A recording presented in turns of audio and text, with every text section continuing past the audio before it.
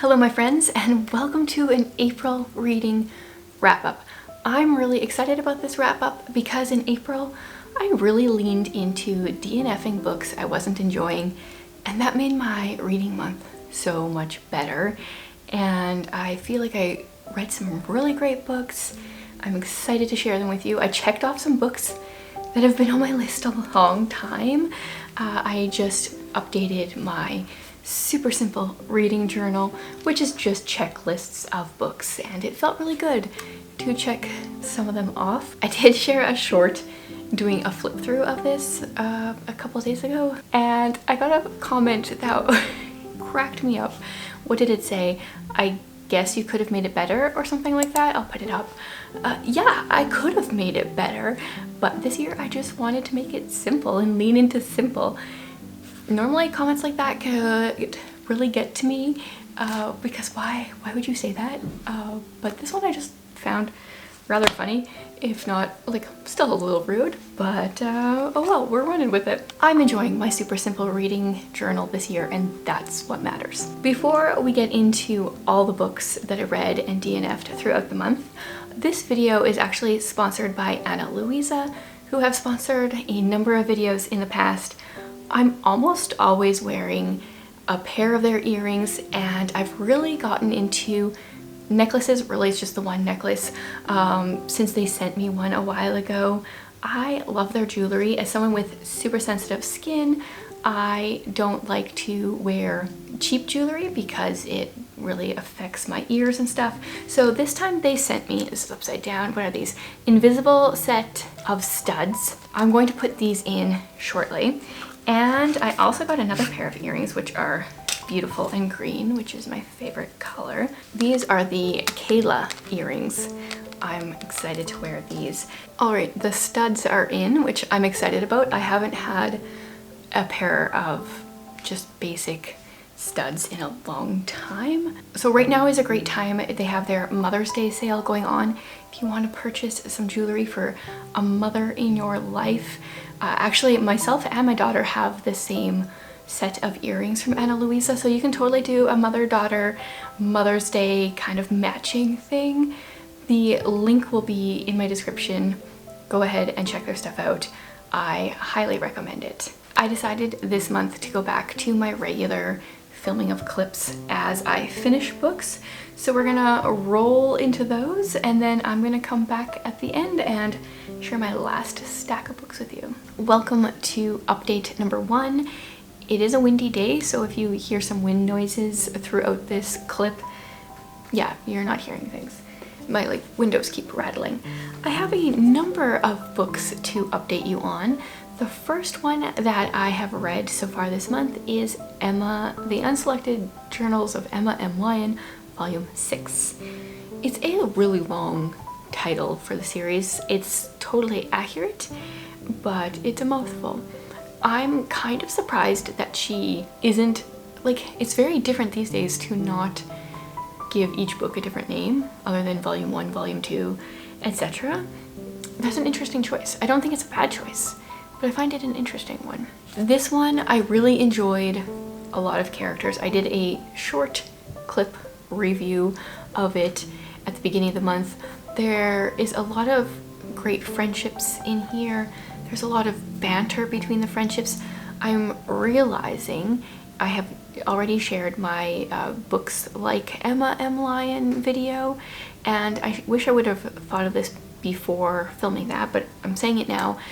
That book has Gilmore Girl vibes, and I can't really say why, and there's a lot of stuff I don't like about the Gilmore Girls, where things go. I mean, it's not a great relationship show, but there's something, I think it's the witty banter between friends, and Emma M. Lyon has that.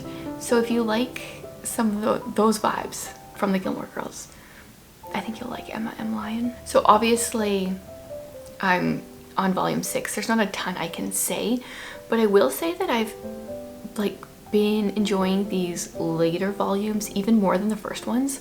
I thought I enjoyed Volume 1, but now looking back, it's like, oh, all these characters that are in the volumes now weren't really in them at the beginning.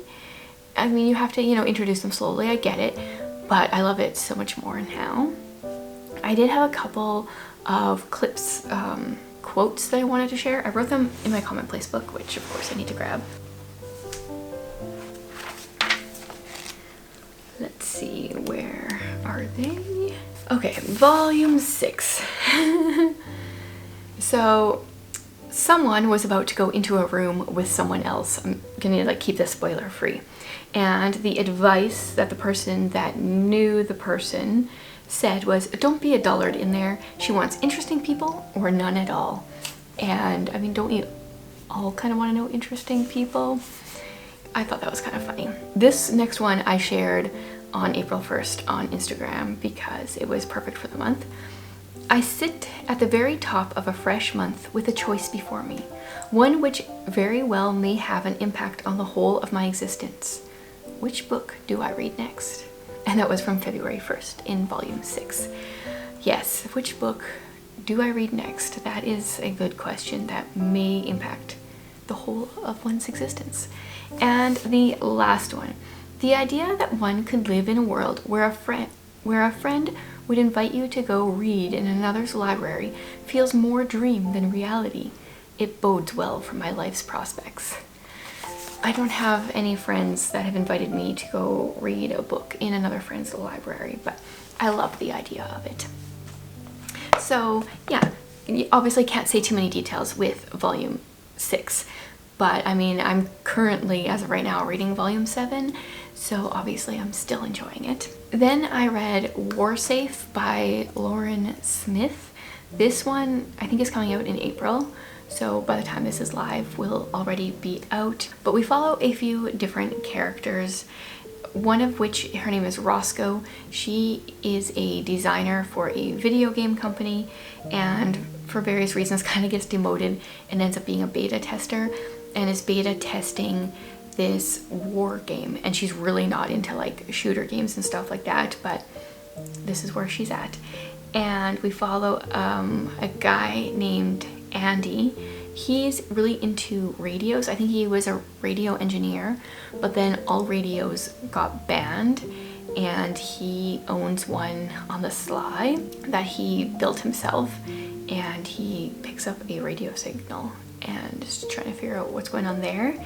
And then we follow another girl whose name I'm totally blanking on right now, and we don't get a lot of information about her at the beginning, but we find out that at a certain time you need to be in your room, in your house for curfew, because at a certain time you just fall asleep.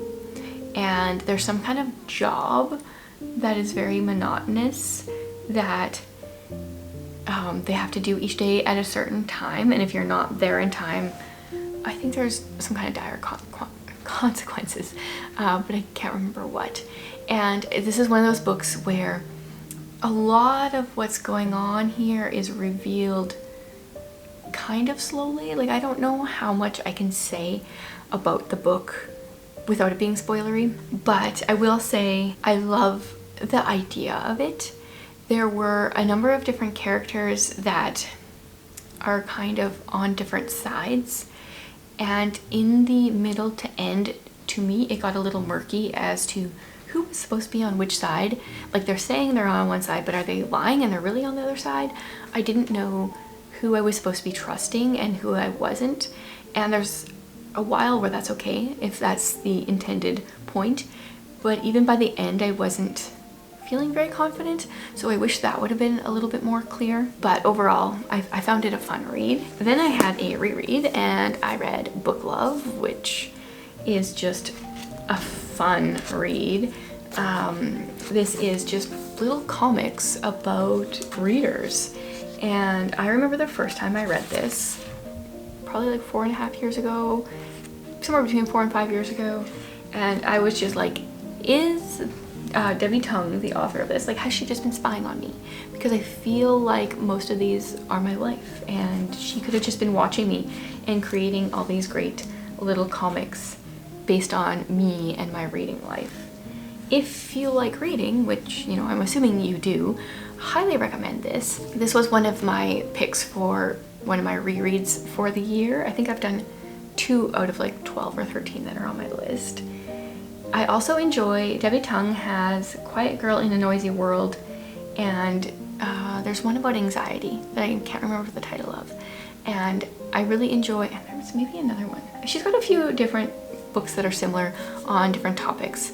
I really enjoy it. The one that's about anxiety, my only hang up is that it's kind of marketed as it's for introverts, and it lies, because it's not really about introversion, it's about anxiety, and those are different things, and not everyone that's an introvert is anxious, and not everyone that's anxious is an introvert. So that part I didn't like, but love her general comics.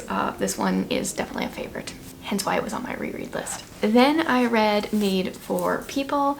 I am currently filming a vlog for my Windy Poplars tier over on Patreon, and I've been sharing a little bit about this as I go. The subtitle is Why We Drift into Loneliness and How to Fight for a Life of Friendship, and this has been really good. It's all about taking your friendships to a deeper level. He talks about the idea of covenant friendships, where a friendship should be deeper than what we normally consider in society.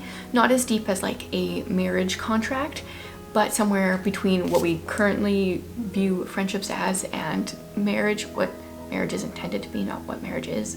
That we should be much more intentional with our friendships. And he has some great ideas for that. His writing is pretty funny. There's some humor woven in, which always makes nonfiction better. So he talks about how loneliness points to our God-given need for people, why vulnerability is the beginning of a real friendship, how to deepen friendships we already have, key habits that foster a lifestyle of friendship, God's design for covenant friendships. Really good points. I like, my only thing about right now at this time of life is I want to take these tips for the friendships I do have, but having, I want to say just moved here, like we've lived here almost a year, having moved provinces, I still don't have very many even like low-key friendships that could be turned into something deeper. So at this point I need a book that tells me how to make friends to begin with, and then go for this one. But if you have friends, highly recommend this book. There's also, near the end, there's a list of 10 questions that he and some of his really good friends ask each other once a year. They get together once a year, and they've all spent some time thinking about their answers and getting their wives. There's a section with some questions for their wives to weigh in as well, which is really good. Some of them are like, what's been the biggest change in your life since the last year? What are you missing in your walk with God right now? What is one book or podcast everyone needs to pay attention to? Lots of good questions. Actually, that's a good one. I'm curious about your guys' answers. What do you think is one book or podcast everyone needs to pay attention to right now? Especially the podcast thing. I'm in a season of binging podcasts, so if you have some suggestions that are not just the Literary Life podcast, because that's like the one that always gets recommended to me, I want to hear them. So another one that I would recommend, then I unfortunately have a DNF. I DNF'd the book Earthbound. This was my Kindred Spirits of the Month's pick for me, and I really wanted to like it, but there was multiple things that I didn't like. I got 29% in, and then was like, okay, I think this is going in a direction that, like, I can guess the direction this is going in, and I looked up a review on Goodreads and found out it does go in that direction. So I'll give you some non-spoilery thoughts, and then I will share the direction that it was going in for those that are interested in like why I DNF'd it, if you are also interested. And yeah, okay. So generally, this is I think it's science fiction fantasy. It definitely reads more just like fantasy. Apparently they're in space. I read that in a review and I was like, really? In my 29%, I did not understand that we were somewhere like on a different planet. I don't know. I don't get that part. But we follow 2 friends, one of which is considered an overseer in their community, and one was demoted from being an overseer and is no longer one because not because he got married, but because his wife got pregnant, and apparently overseers can't have kids. So as soon as his wife was pregnant, he lost his powers.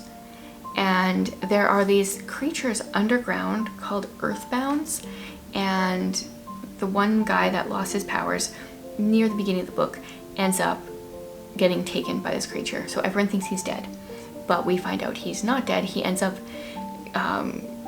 coming out in a different part of the world, and I just really wasn't enjoying the writing, which is so interesting. All the reviews are like, the writing is exquisite.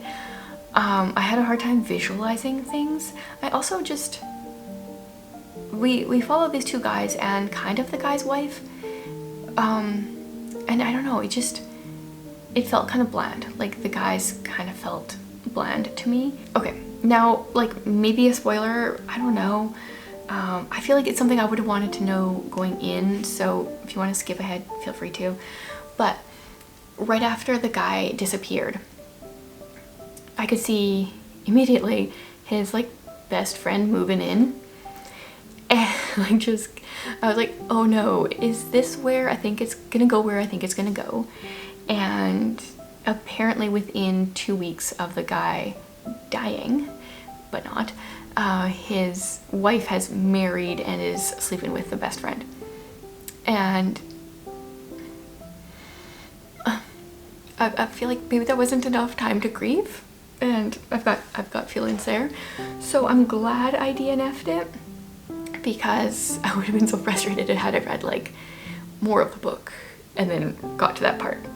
So I think that is all for the books that I've finished. I'm currently reading a few, but that is all for my first update. Okay, welcome to another reading check-in. Just a heads up, there's gonna be some background noise. There's construction going on outside, there's kids jumping on the trampoline. Tolkien is actually, I was gonna say lying beside me, but now he's going to check out the tripod, so we'll see if, yep, you're gonna knock, what? He's checking things out. Don't eat it. Yeah, so there's gonna be some background noise, but I have, you know, he's scratching his face on. Oh well, this is life. I have some books to update you on while I watch this cat be ridiculous. So let's do that. I have been reading some really great books. I have my commonplace journal here to share some quotes. I think the first two books I'm going to update you on are Emma M. Lyon, Volume 7 and 8. I'm pretty sure I didn't update Volume 7 already. I think it was 6 last time, and I finished both of them. And just loving the series, you guys. I mean, I've obviously talked about it a lot in the last while, so I won't rehash a ton. I will say Volume 7 took me a little bit longer to get into, and now Tolkien wants to get out. I realize cats don't like doors closed, so he always meows to get in or out, but if I had the door open, it would even be louder with background noise. You just want to do your own thing. You just want to do whatever you want to do. Yes, I know. Okay, now I got cat hair on my nose or up my nose or wherever. I feel like Emma is really good at getting herself into awkward situations. There are a number of them throughout all the books, but I really felt like there was quite a few in Volume 7. And I just love how much she walks. You know, like her cures for her troubles are writing in her journal, reading books, and just walking. She'll walk with, you know, a notebook and a pen and sometimes a book, and I just feel like that really speaks to me. That is who I am deep down for sure. So I loved Volume 7. Volume 8 had some amazing friendship themes throughout the book. This is not the first time it's happened, but I feel like this time all of her friends were really involved. Someone was going through a hard time and they really rallied, kind of all in their own way, helping their friend in whatever way was needed or that they saw was needed. And I just really love their friendship. They call it their alchemy. It's like they're being turned into gold. It's wonderful. But now I am caught up with the series, so you will not hear me talking about it much until the next book is released. And I think maybe it's in the fall, I'm not sure. I think she's only releasing like one a year. So there's definitely some sadness as far as that goes. A couple of quotes I want to share from volume 7 and 8. These will be non-spoilery quotes. There is no contentment like that of sitting at one's window, reading a book with the sound of bird call and the promise of spring. Yeah, so I read that at the beginning-ish of April, 100%. That is great. When one's life is threatened by the abysmally ridiculous, one needs large quantities of ink. That was good. I think this was someone, yes, this was not Emma, but this is her quoting someone. If you want quality, you must work for it. You must wake and you strive and you make decisions to sacrifice. An easy life will never bring the satisfaction the soul craves. I despise people who lounge all day as if there weren't more important ideas than comfort, complacency, and appetite. Stretch yourself. Be industrious. Do something. I really like that. Okay, and then a couple from volume 8. To think I could be at home enjoying the quiet of my library. I could agree with that. Question. Ought I read the paper more than I do? Answer. Likely. However, books. Another one. Oh, and in volume 8, she goes to Oxford. And she says, I do not know what to say other than Oxford makes a transcendent first impression. That is a dream of mine, so another reason I loved volume 8. And then inmates in the jail called life. I don't know if any of those quotes necessarily, well, I mean, some of them, they obviously make more sense in context, but hopefully they convince you to read the books. There's a lot of fun going on in the trampoline. Lots of happy screams happening out there. Okay, I'm in the middle of a bunch of books. We just finished April's page count reading challenge while I was, it was over Easter break while we drove back to Saskatchewan and drove home. So that's like 6-ish hours. It's like 5.5 hours almost exactly. So 5 hours of reading each way, minus some kid interruptions and stuff. But lots of time to read, and then yesterday I spent a bunch of time reading. So I'm in the middle of a bunch of books. I haven't finished a ton, but I did read a few. So one of them is Dino Poet. I got this one from NetGalley, and it's a cute little humorous poetry graphic novel with this dinosaur who's trying to be a poet. Sometimes I like to get books from NetGalley that I think my kids would like. I think this will be probably a good one for like 7-8 years old. Then I started and I think DNF'd Regency and Regicide by J.J. Fisher. Now I'm calling this a soft DNF. This is maybe just a DNF because I wasn't in the mood for it at the time. I don't think it really has to do with the book, but I definitely wasn't in the mood for it. We follow, I think we're kind of set, well, I guess in the Regency era. Yeah, that makes sense. And our main character is having a hard go of things. Her parents are dead. She has a decent amount of money, but her older brother is kind of never around. Then she's got this older brother figure who is pulling back. And I was actually really interested in that storyline, but then what happens very quickly is we actually enter a story that she's writing, and I just wasn't in the mood for that. I really wanted to follow them in the Regency time period, and I didn't want to do a portal fantasy. This is not the first time lately that portal fantasy has just not been going well for me, and I think it's me. I don't think it's the books necessarily, so I might pick this one up again at some point when I'm in the mood. I read, what was it? I think 29%. So I read a decent chunk, but yeah, just wasn't in the mood. Then on the way home, I read the entirety of Buried Wilderness Secrets by Jamie Jo Wright. I'm not 100% sure when this is coming out, but this is different for her because this is love-inspired suspense, which the cover of hers is not too bad. I really don't normally like the covers of theirs, but hers is one of the better ones. It's coming out later this year, and it's a like romantic suspense kind of book, not dual timeline, which she has always written otherwise. So that was really interesting. It was a quick read. So our main character is a park ranger, and she comes across a human remains a couple graves at the beginning of the book, on one of her park ranger outings, I don't know. And it kind of goes from there, and then things kind of start to hit close to home. Overall, I enjoyed it. I figured out who done it quite early, which is always a letdown. Like, it's good, it makes sense who it is, but I really like to be tricked. Like, we are watching a TV show, we're watching Ludwig. If you guys have not seen it, I would recommend it. It's on BritBox, and we are willing to pay for it because we're enjoying it so much, because it has David Mitchell, who I really like, and he's impersonating his brother, who is a detective. And it is like a locked room mystery each episode, and they're being released each week. Really loving it. And every time I'm like, I don't want to know who did it, because that just makes it less fun. Even though I like to think I'm smart enough to figure it out, I always enjoy it more if I can't. So that brought it down a bit. But I think for her first foray into non-dual timeline suspense, she did a really good job. Then I had another DNF. I got 9% into A Terribly Nasty Business. I did say at one point, whenever I talked about it previously, I think on my TBR, that the first book I enjoyed. It gives you that locked room mystery feel, but it's just a little weird.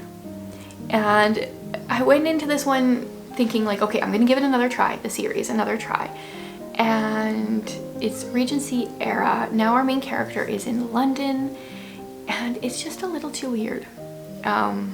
It has such good potential, but I'm done with this series, unfortunately. Another one I read is Tea with Elephants. Actually a library book I picked up, although I did find out I did have it on my Kindle as well. So this is interesting. It's contemporary Christian fiction. Something that I do not read without like a suspense thing. I do not read this very often. But we have two friends that met as teenagers. Never really says how old they were. I'm assuming they met when they were like 15, 16 at a summer camp in Costa Rica. They were still in high school.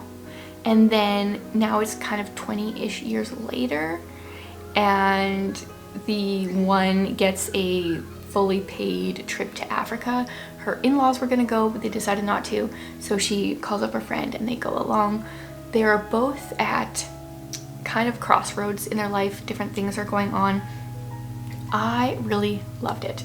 So they go to Kenya, which I've never been to Kenya, but I've been to Uganda and I've been to South Africa, and I've been on a bit of a safari. So there were some things I could relate to, and other than they were really posh, first class, as in the places they went, and I've never done that. But it was interesting to see kind of how they worked through their issues at home while they're in Africa. And this book, as well as two others that I'm currently reading, have given me like a major travel itch. I want to go somewhere so bad.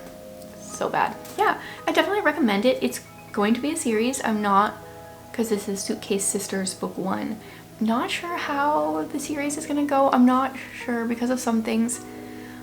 I'm not sure I'm going to enjoy the continuation of the series, but I don't want to say why because it would be kind of a bit of a spoiler. It's personal opinion, that's all.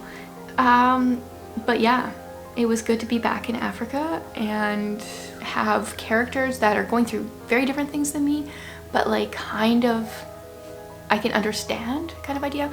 The only thing I will say is it's written in first person past tense. And it does say, like, before I tell you the story of Africa, I must tell you the story of Lily.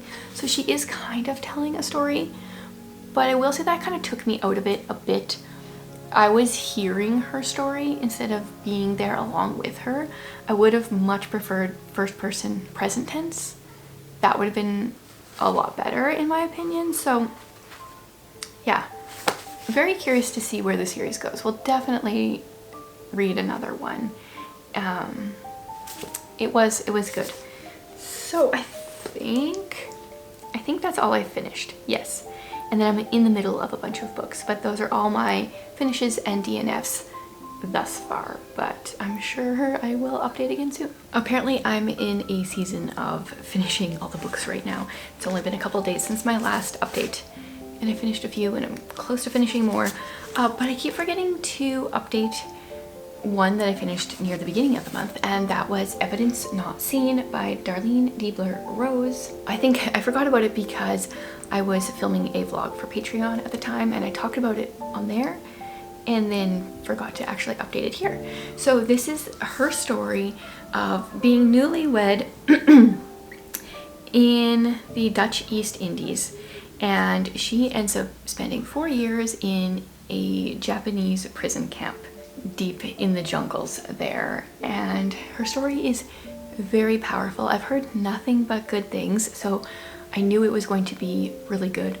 The only thing is the writing is not the greatest. Like, when she gets to the prison camp, there is an info dump of a bunch of paragraphs in a row of everybody, all the women in this camp, and then we're expected to remember all of them from then on.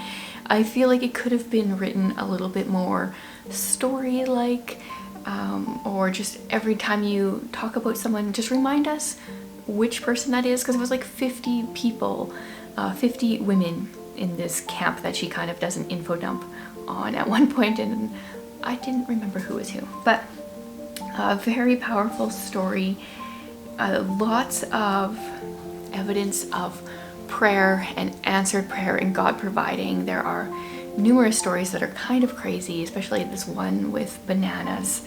It's amazing. And then my only other thing is that we end with her arriving back in the US, and then years later she ends up going back and being a missionary there. Yeah, resumes her missionary work, in Australia. And we never get any of that.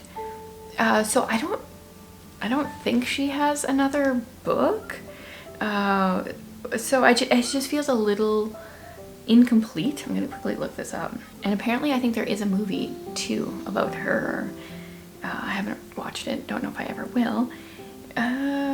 Goodreads is loading. Apparently she's written 3 books according to what I saw here. No, it's the same book 3 times. So yeah, I just feel like I would like to know a bit more. I think I've been spoiled in the last number of years reading through most of the Christian heroes books by YWAM. They do a really good job like summarizing a person's life and having some closure. And obviously it's different when you're writing about your own life, but I would have loved to hear more about what happened after. But yeah, really good, really powerful. Highly recommend reading it. Then for the last number of months, I've slowly been reading through the Brontes in this Everyman's Poetry collection, and I finished it. I went into it thinking that Anne was my favorite of the Brontes as far as poetry goes. No, Emily, but I think it's Anne. Patrick, I didn't really love any of his, but all the others I really enjoyed. Charlotte I enjoyed, Emily I enjoyed, and then I think Anne is my favorite. And part of that is because of her optimism in her poems. Emily is very focused on death and is kind of depressing.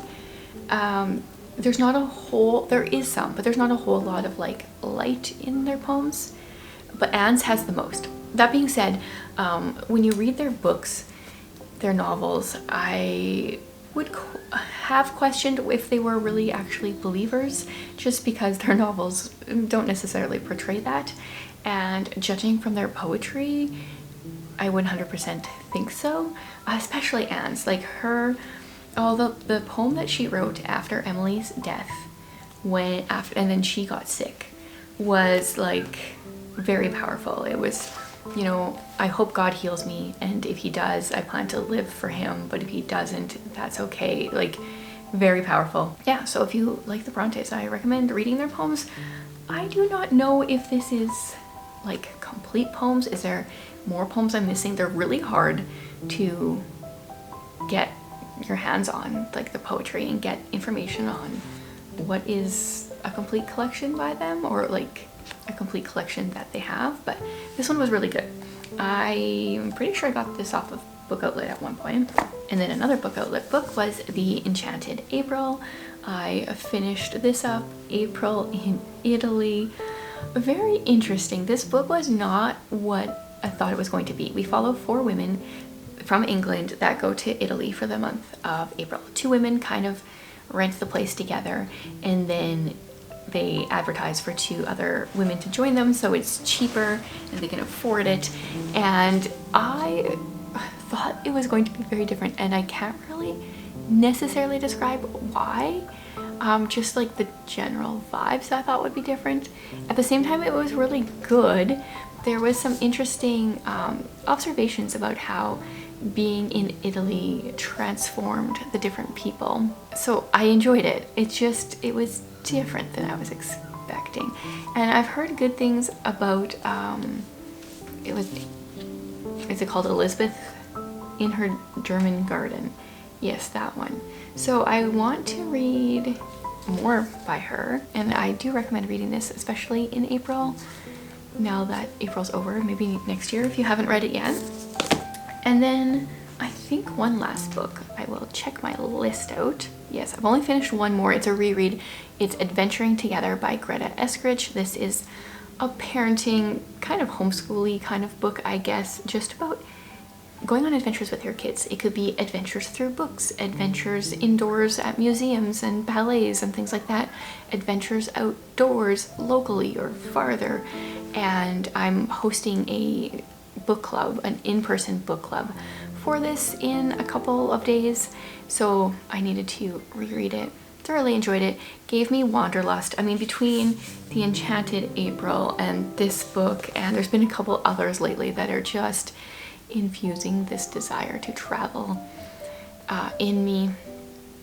But this one also, she's really good at not just being like, you have to take your kids on a big trip. It could be a weekly hike, or a trip to just someplace different. And she's really good too at acknowledging that it's not going to be super easy the whole time. You're going to encounter struggles. There's a hilarious story of her peeing in a trash can in a tent in the middle of the night because it was storming and she was scared that there was bears outside. Oh, that killed me. It was such a funny story. So she's acknowledges that there's going to be hard times, but then shares how they bring the family closer together. And I really appreciated that. So that is all for this update. Slowly making progress in all my books I have on the go.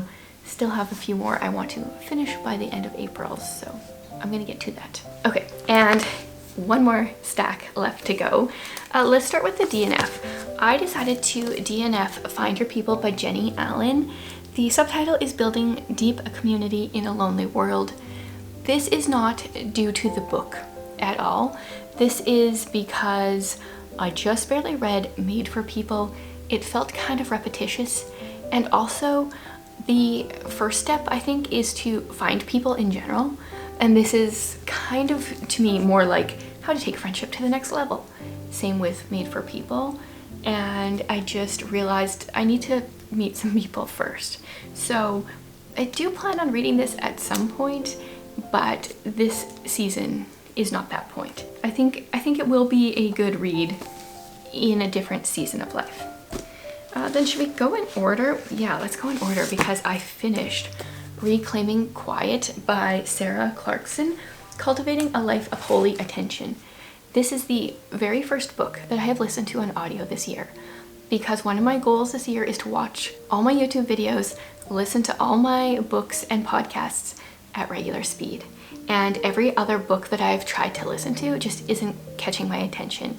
And this book, it was like a breath of fresh air. It was like a body relaxing breath. Highly recommend it. So I don't really know how to describe it. We are with Sarah while she talks about what it feels like to become a person who listens each day for God's voice before all others, how to reclaim wonder in prayer, and how to cultivate an interior life. And it was wonderful. She mentions her Victorian vicarage, which is in Oxford, I believe, a few times, and so I had to Google search Victorian vicarages and just place myself mentally in one while I was listening to the book. She narrates it herself. Her voice is very relaxing and soothing, and highly recommend the audio. Definitely do it at 1x speed, just regular speed. That being said, I also want to own a physical copy of this book. Some of her other books, or at least the other one of hers, something about beauty, what was it called? This Beautiful Truth, I felt like was a little bit more academic, and this one is just a little bit more, I think Haley mentioned it, the word she used is soulful. I would agree with that. In some ways, and I'm kind of hesitant to say this, in some ways it reminds me of Anne Voskamp's writing, but only in the positive ways. I'm not a huge fan of Anne Voskamp's writing, but this takes the good parts of her writing, if that makes any sense. So her husband is an Anglican vicar, which I am not Anglican, but we have since been to an Anglican church since we've been here, and so I know a little bit more about their liturgy than I would have like a year ago, and so that was interesting. And she does, I think, quote from the Book of Common Prayer. It's, I think, what it is, the Anglican Book of Prayer, and yeah, it just made me feel very satisfied and peaceful, and I highly recommend it. Definitely put this on my wish list to purchase at some point. Then I decided to quickly read Snow in April while it was beautiful outside, and I read this in a day, I think. I knew nothing about it. It's by Rosamund Pilcher, and a lot of people really love her book, something about winter solstice, maybe? I found this in a little free library last year and was like, oh, people talk about her books, I'll grab it. I didn't read the back. I didn't know anything about it. And I was just like, let's read this book. So it's published, it was written in the 70s, published 1972. And we follow this girl named Caroline who lives in London. She's 20 years old. She's about to be married to this guy. She lives with her stepmother and her stepfather. Her father married her stepmother, and then her father died, and her stepmother took her and her brother in and remarried this guy. And so she is set to marry who is actually her like step uncle. So that's a little weird. I mean, they're not like actually related, but also they are. But she doesn't really kind of want to. She's kind of sickened at the idea, not because that they're related, but she's just been feeling unwell kind of because of it.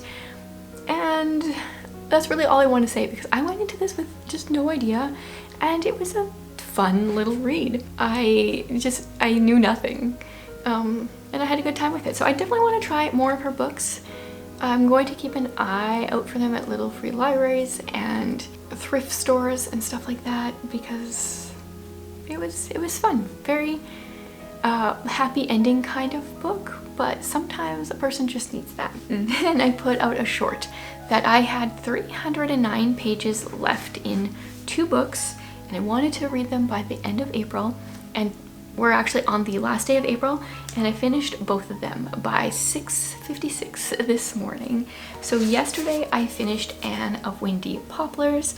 There's going to be a live for this on Tuesday. It's already scheduled, so I would love for you to join me in the comments as the live is going, and we can talk about Anne of Windy Poplars. This is my least favorite Anne, I believe.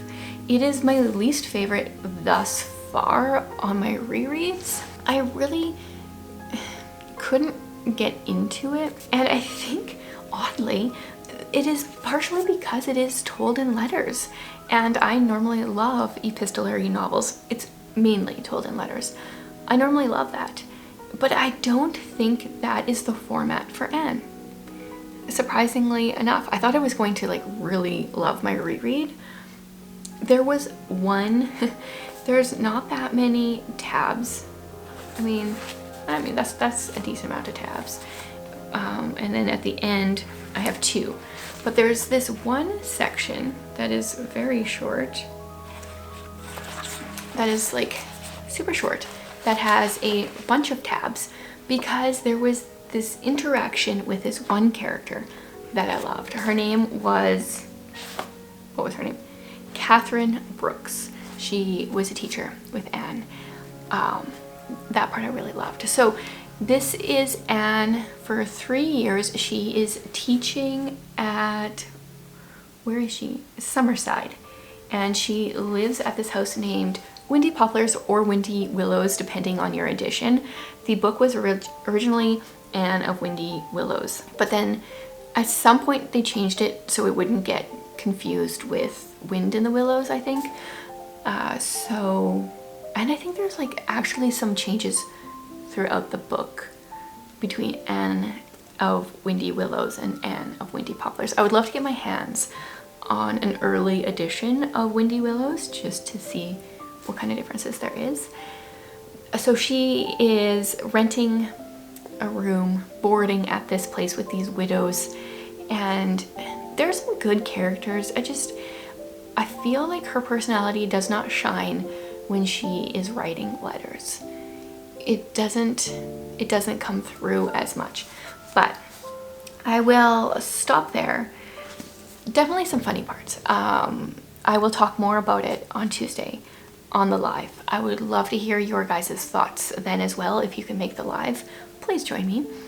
And next month we will be reading the next Anne, Anne's House of Dreams. And then this morning I finished Anna Karenina. I just finished off my month with an Anne and an Anna. Oh, Anna Karenina, what can I say? I am so happy to be able to check this off of my list. I didn't mind the read. It's pretty easy. I didn't know a ton going into it. I knew that there was some cheating that went on. Not something I'm a fan of, but I was told that the ending is worth it. And so I read the book. I started sharing some thoughts on Fable and fell off the bandwagon for the last quarter to a third of the book as far as keeping my thoughts updated, as I suspected would happen, but it is what it is. Yeah, so there are some characters in here I despise. I really don't like their actions. We start out with this guy named Steven.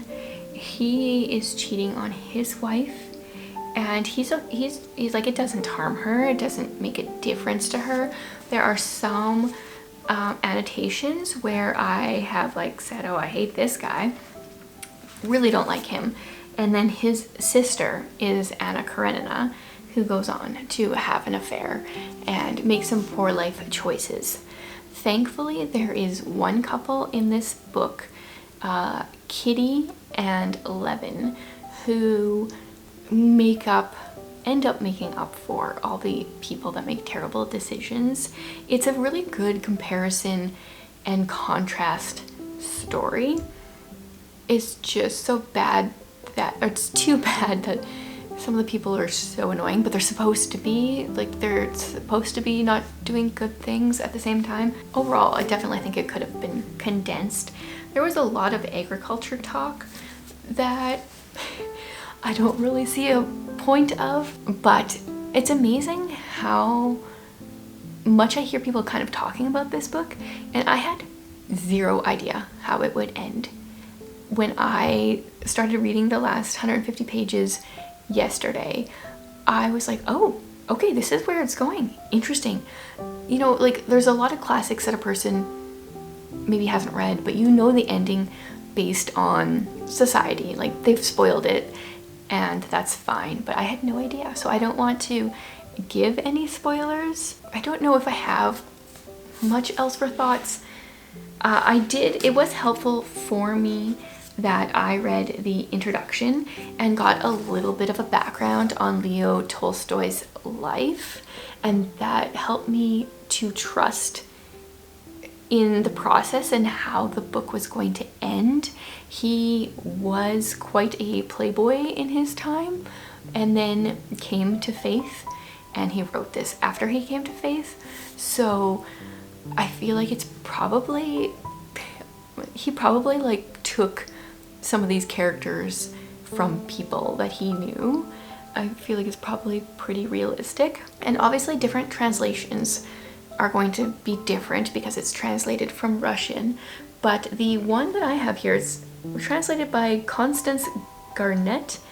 It was really well done. Like, it was an easy read, other than the agriculture stuff that I was just bored of, sick of, tired to read. But I'm so glad I read it. I'm so glad I've checked that box, and I'm so glad I don't need to read it again. So that is my reading wrap up for April. DNFing books this month really helped me to get to books that I enjoyed, and sometimes I do feel guilty when I quit a book, and I'm trying to allow myself to not feel guilty. It's a process, but it just feels so good to be reading books that I'm enjoying, and that's kind of the whole point of this. I highly recommend DNFing books you're not enjoying. And now I get to start on my May TBR, which I am so stoked for. May's gonna be great. I'm just predicting that right now. Before May even starts, it's going to be a great reading month. It's going to be a great month in general. I am going to have drumstick ice cream. What else could make life better? Once again, thanks to Ana Luisa for sponsoring this video. Be sure to check out their Mother's Day sale via the link in my description. Let me know what you read in April. Any you loved, any you hated. Did you read any of the books with me around the same time? Share your thoughts. I always love to chat with you guys in the comments.